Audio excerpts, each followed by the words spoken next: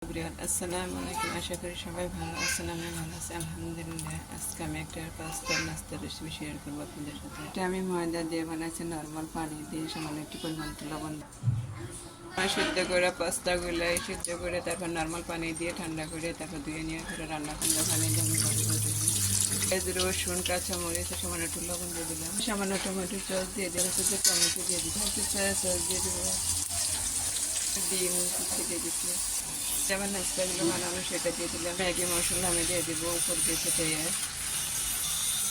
ভালোভাবে মশলার সাথে মিশিয়ে নেবো। নাড়াতে রাখবো, সামান্য একটু চিনি ফ্লেক্স দিয়ে দেবো, আমি তেল দিয়ে দেবো আমার রান্না করার নুডলসের মেজে। সাধারণ রান্না বাড়া তৈরি আপনাদেরকে দেখা একটু শেয়ার করে দিই। এই যে এখানে আমি লুডুস রান্না করছি আর সন্ধ্যার সময় তরমুজ কেটে রেখে দিলাম। আজকে শুধু শুটকিরে আলু গুঁড়ান করছি, বড়া বানাইছি।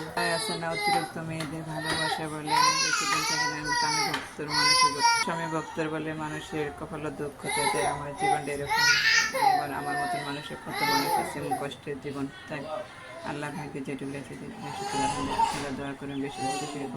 আসসালামু আলাইকুম।